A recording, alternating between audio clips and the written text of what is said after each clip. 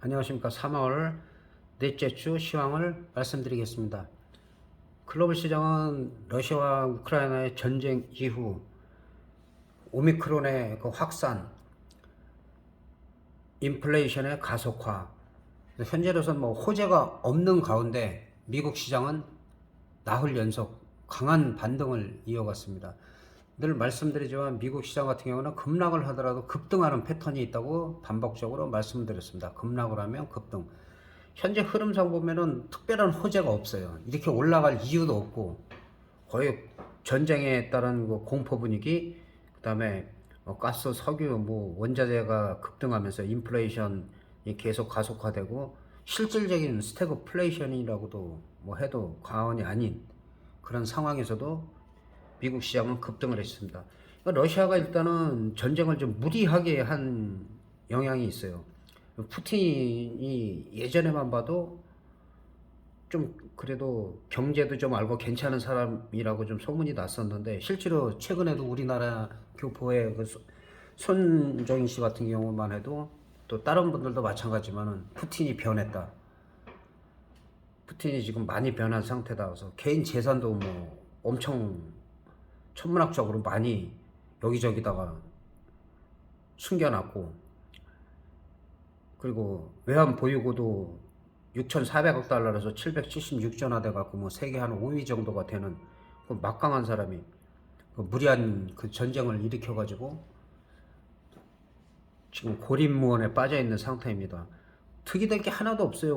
우크라이나를 제외한 그 주변 국가들이 헝가리든지 폴란드든지 다 나토에 가입하고 하면서 이제 압박감을 느낀 것 같아요. 우크라이나까지 만약에 EU에 가입을 하고 나토에 가입을 하게 되면 그 자기네들이 좀 위기감을 느낀 그런 부분이 있는 것 같은데, 좀 무리하지 않았나 그렇게 생각이 들고, 어쨌든 지금 외환 보유액은 많이 늘려놨는데 서방의 제재 이후로다가 지금 자금줄을 완전히 차단당했죠. 스위스에서도 원래 중립국가이기 때문에 어디서 돈을 맡겼다는 걸 공개를 안 하는데, 이번에는 전쟁을 일으켜갖고 258조를 갖다가 스위스 은행에 보관하고 있다. 그래서 이걸 압수해야 된다는 말까지 나올 정도로 보도가 돼 있는 상태고, 그리고 루브라로다가 결제를 해가지고 디폴트를 막겠다라고 했는데 인정을 안 해요. 인정을 안 하기 때문에 100년 만에 국가 부도 위기에 몰려 있다. 근데 지금 언론에서 지금 이번에 디폴트 위기를 넘겼다라는 보도도 나왔고, 최근까지 디폴트를 선언할 것 같다. 둘 다 큰 의미는 없습니다. 현재 상황에서 전쟁이 종식이 되고, 그리고 그동안에 이제 제재를 갖다가 풀어가는 게 러시아로서도 그렇고 글로벌 시장에도 도움이 되는데, 현재로서는 좀 어떻게 할 수 없는, 계속 전쟁을 강행하기도 힘들고 그렇다고 또 중단하기도 힘든 푸틴 입장에서는 좀 애매한 입장에서 지금 자기 자존심을 세워가지고 어떻게 휴전을 하려고 지금 노력을 하고 있는 것 같습니다. 그래서 어쨌든 중요한 것은 미국 시장 같은 경우는 전쟁에 따른 그 위기감과 여러 가지 악재로다가 급락을 했고, 그 다음에 거의 공포를 줬지만은 결국은 지난번에 말씀드린 이 저점을 안 깼고, 지난 만기 전에 그린 이 자리를 지지가 되면 또 반등이 나올 수가 있다. 기술적 반등이 나왔는데, 기술적 반등이 지난번에 제가 이 자리 34,800에서 35,000짜리이기 때문에 거의 왔어요. 거의 왔기 때문에 여기서 계속 급등하려면은 종전이 된다든지 아니면은 확실하게 이제 우크라이나에서 총성이 멈추고 그다음에 재건을 하는 그런 건설의 움직임이라든지, 그래서 서방 제재가 하나둘씩 풀린다는 그런 호재가 좀 생기면, 어차피 FOMC의 금리 인하는 0.5pp로 올린다라고 초까지만 해도 알고 있었는데, 세계적인 분위기가 안 좋으니까 결국 0.25로 올해 한 6번 정도로 올리겠다. 그거는 다 예측했던 수준이 있기 때문에 오히려 또 미국 시장이 급등하는 그런 원인이 되기도 했습니다. 그러나 이게 호재가 있어서 올라가는 건 아니죠.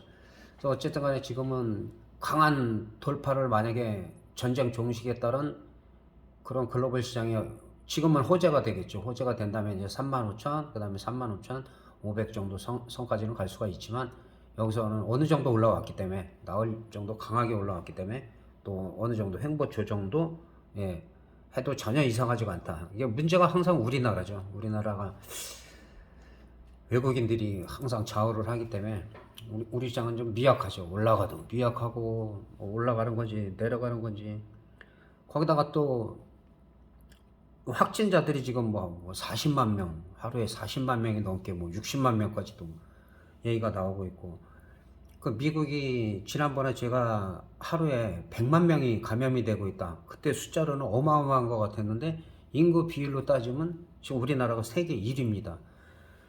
그 대표적인 게 거리 제한이고 잘 하고 있다가 잘 하다가 그 선거 제 생각에는 선거 유세 때 최소한 수천 명 수만 명이 모이는데 전국적으로 그거는 규제를 하지도 않고 음식점이나 뭐 주점 노래방 같은 데는 뭐 9시까지 규제했다가 선거 때는 그냥 무작위로 다 그렇게 군집이 돼가지고 뭐 격리도 없고 거리 제한도 없고 그런 상황에서 전파됐다가 걸린지도 모르는 사람들이 계속 늘어나고 지금 하는 것 같아요. 근데 이런 부분들은 뉴스에서 사실은 가장 중요한 원인인데 이런 거는 크게 보도를 하지 않고 있어요.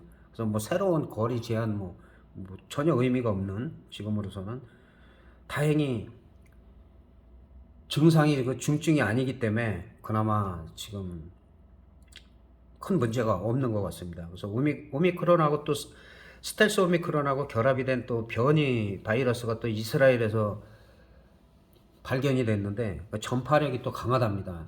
그 대신에 그 증상은 또 약하다. 그런 새로운 바이러스와 결합을 몇 번에 걸쳐서 그러면서 이제 소멸되는 과정도 겪을 수가 있는데 아직까지 우리나라 시장으로 볼 때는 상당히 좀 확진자들이 많이 늘어나고 있다. 그래서 어쨌든 증상이 없다라고 하지만은 또 어떤 분들은 상당히 아팠다. 상당히 아파갖고 고생을 했다라는 분들도 있어요. 그래서 어쨌든 간에 가급적이면 백신은 3차까지는 어느 정도 맞으셨겠지만 안 맞으신 분들은 좀 맞으시는 게 나을 것 같고 아예 안 맞으신 분들은 가급적이면 사람이 많이 모인 데는 가지 않는 게 좋을 것 같습니다. 요즘 전파력이 좀 강하기 때문에. 그래서 우리 시장 같은 경우는 좀 미미하죠. 미미하게 이거 올라가는 것도 아니고 내려가는 것도 아니고 뜨뜻미지근하게 미국처럼 시원시원하게 올라가는 게 아니라 우리 시장은 뭐 개인들이나 뭐 기관 중 들어온 외국인이 다 매도를 치기 때문에 항상 이런 부분에서 우리가 좀 손해를 많이 보고 있죠. 그래서 지난번에도 거듭 말씀드리지만 2780에서 2820에 여기서 안착이 돼야 된다. 안착이 돼야지만 좀 안정적인 상승을 할 수가 있는데 아직까지도 좀 불확실성. 거기다 또 이제 북한까지 또 선거 끝나고 나니까 또 미사일 이번에 불발탄으로 끝나긴 했지만은 미사일을 또 슬슬 또 건드리고 있어요. 그리고 중국도 그렇고 사실은 중국이 올 10월에 대만을 침공할 계획을 갖고 있던 게 유출이 됐죠. 근데 그런 부분이 러시아에 대한 경제 제재를 강하게 하는 걸 보고 함부로 못할 수가 있어요. 왜냐하면 지금 중국 같은 경우는 러시아보다도 경제 제재를 지금같이 만약에 직격탄을 맞으면 거의 경제 붕괴가 될 가능성이 큽니다. 그렇기 때문에 러시아에서는 지금 그런 부분 때문에 쉽게 대만을 갖다가 뭐 다른 방법은 있겠죠. 뭐 간단한 국경 지역에서의 뭐 국지전 정도는 몰라도 전면적인 침공을 하기가 쉽지가 않은 그런 분위기가 됐다는 거. 어쨌든 코스피는 지금 뜨뜻미지근하기 때문에 우리 독자적으로 좀 기관이고 좀 강한 모습을 좀 보였으면 좋겠어요. 그런 모습을 전혀 못 보이고 아직까지도 외국인들이 마음대로 뭐 선물로다가 마음대로 지금 조정을 하고 있기 때문에 그런 부분이 좀 아쉬움으로 많이 남습니다. 미국처럼 떨어질 때 떨어지더라도 올라갈 때 시원시원하게 올라가야 되는데 우리 같은 경우는 지금 올라가더라도 좀 시원찮아요. 그리고 코스피 같은 경우는 이제 여기서 이제 갭상승한 부분, 갭상승한 자리만 지켜진다면 밀리더라도 문제가 없어요. 전혀 문제가 없지만 갭상승 자리가 깨지면 또 바닥 확인을 하러 와야 되니까 그런 부분을 참고하시면서 매매하시면 될 것 같습니다. 선물도 마찬가지죠. 뭐 코스피하고 비슷합니다. 코스피랑 비슷하고 요 갭자리만 지켜진다면 하락하더라도 큰 문제는 없다. 내려오면 또 이 자리가 지켜주면 또 크게 또 삼중 바닥이 되기 때문에 또 반등이 좀 강하게 나올 수가 있다. 옵션 같은 경우는 지금 콜 옵션이 조금 움직이고 있긴 하지만 아직까지는 만기일이 늘 남아 있기 때문에 지금 7점대에 유지가 되고 있기 때문에 좀 비싸기 때문에 프리미엄을 좀 많이 죽이는 단계다. 그래서 항상 제가 미리 말씀드리죠. 너무 그게가만 노리시는 분들은 좀 항상 위험하고 어느 순간에 이걸 다 프리미엄 감소를 시키고 다 휴지를 만드는 걸 여러분들이 많이 보셨을 거예요. 그래서 뭐 다른 이론도 중요하지만 항상 이 등가격에서 지금 같은 경우는 이제 한 1.0대나 0.9대 콜옵션은 282 정도 이 정도는 매매를 해도 괜찮을 것 같고 풋옵션 같은 경우는 최근에는 좀 강하지만 이제 며칠 사이에 많이 줄어들었죠. 그래서 풋옵션도 너무 지나치게 싼 가격보다는 한 1.0 이상에서 2.0 사이 한 이 정도 한 340 정도 이 부근에서 매매를 하시는 게 좋을 것 같습니다. 그래서 아직까지는 뭐 추세가 나오지가 않고 콜옵션이야 뭐 바닥에서 뭐 한 300% 정도 며칠 연달아 상승할 때 올라갔지만 또 뺄 때는 한 번에 쭉쭉 빼기 때문에 완전한 상승이라고 볼 수가 없습니다. 그런 부분을 참고하시면서 보시면 될 것 같습니다. 그리고 주식 좀 살펴보겠습니다. 주식도 지금 작년에 거침없이 그냥 막 올라가던 때에 비해서는 상당히 고생들을 하는데 이제 우리 구독자분들 중에서도 좀 물리신 분들이 많이 있어요. 먼저 이제 삼성공조 같은 경우는 지금 저점에서는 한 4,000원대에서 25,000원대까지 올라갔던 거예요. 올라갔던 거고 지금 같은 경우는 그 고점에서 거의 반토막 난 상태이기 때문에 이런 종목들은 한 번에 크게 올라가기가 힘들어요. 왜냐하면 다 울고 먹었잖아요. 다 울고 먹었기 때문에 시간이 좀 많이 걸린다. 지금은 반등 구간이긴 하지만 지난번에 제가 13,600원이 이탈하면 안 된다. 근데 100원 전에 13,700원까지 내려왔어요. 근데 여기가 이탈하면 이게 어디까지 빠질지 모르기 때문에 일단은 이탈하면 다시 올라올 때 매수하더라도 절반이나 3분의 1을 매도하는 게 맞아요.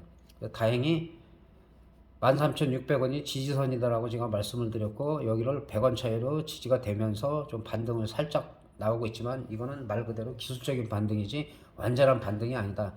1차 저항선은 한 15,000원 정도 돼요. 14,900원에서 15,000원. 그러니까 이 자리에 와서 밀린다 하면은 일단 여기서도 3분의 1이나 절반을 팔았다가 눌림목에서 눌렸다가 다시 선회를 할 때 돌았을 때 그때 재매수해서 평단도 낮추고 주식수도 늘리는 게 그렇게 매매를 해야 되는데 그냥 마냥 물렸다고 내가 산 가격까지 기다리겠다. 그거 끝까지 안 갈 수도 있어요.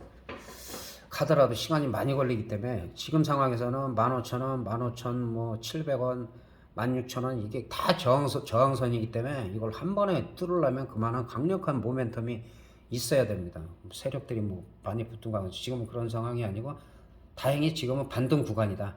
일봉상 반등이 좀 나올 수 있고 한 15,000원 부근까지는 가서 밀리면은 1차적으로 여기서 매도 구간 해서 한꺼번에 다 사고 팔기는 힘들어도 3분의 1 절반씩은 샀다 팔았다를 하면서 평단을 낮추는 게 복구하는데 좀 빠른 길입니다.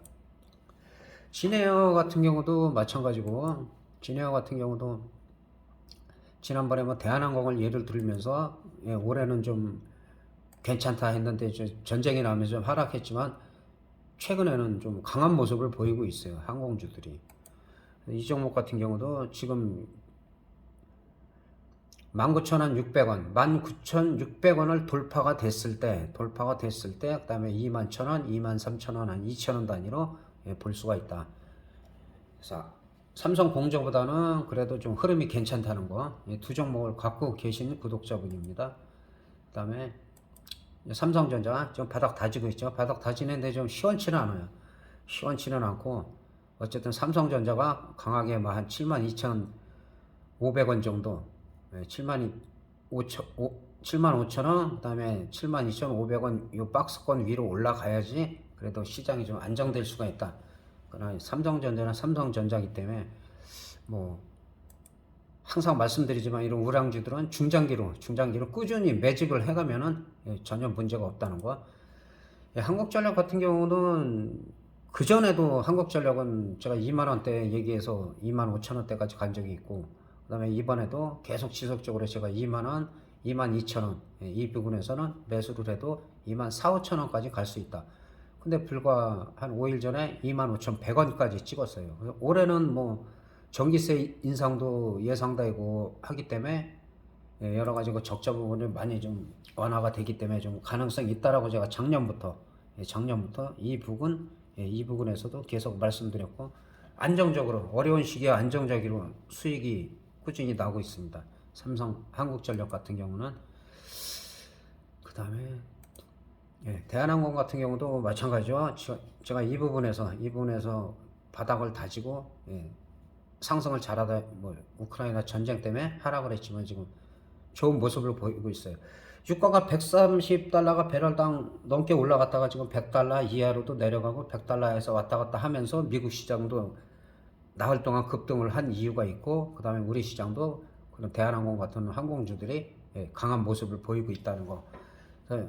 행보를 하다가 한 32,000원 정도가 돌파되면 그 이후에는 이제 뭐 34,000원, 35,000원도 가능한 가격대로 보여지고 있습니다. 카카오도 그때 82,200원 저점으로 해서 1차 저항선이 91,000원대였는데 아주 시원하게 뚫었어요. 시원하게 뚫고 작년에 그 지지선이었던 11만 원대에서 11만 원, 원래 4,500원 정도인데 거의 부근까지 왔어요. 그래서 여기서도 올라가더라도 행보나 늘리더라도 또 다시 한번 이 자리를 돌파했을 때는 이때부터가 좀 시작이고, 12만 5천 원까지 돌파했을 때는 13만 원 4천 원까지도 올해 뭐 한 2분기 안에는 볼 수가 있다. 1분기는 뭐 다 됐고 2분기 안에도 가능성이 좀 있다는 거. 카카오 같은 경우가 또 상승하면 또 무섭게 올라가죠. 무섭게. 그리고 삼성전자도 이거 지난번에 제가 외국인들이 매집을 하고 있다. 외국인들이 계속 매수를 해갖고 요새 같은 어려운 시장에도 지속적으로 잘 올라가고, 요거는 뭐 당연히 많이 단계에 올라갔기 때문에 횡보하는 거 당연한 거고, 일단은 25,000원이 지켜진다면 매수 타임으로 봐도 된다. 항상 매수를 할 때는 몰빵이나 미수는 안 되고 분할 매수, 선발대를 먼저 보내고 수익이 조금 나고 글로벌 시장 흐름이 좋을 때, 그럴 때 추가 매수하는 거를 권장드립니다.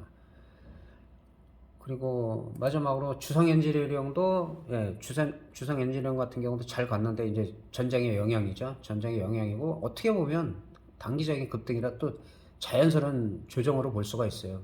울고 싶은데 한 대 때린 격이라고 보면 되기 때문에 나쁘지가 않고, 일단 22,400원 정도가 지켜지면 하락하더라도 2만 원대나 19,000원 후반대 지지가 되면 매수해도 괜찮다.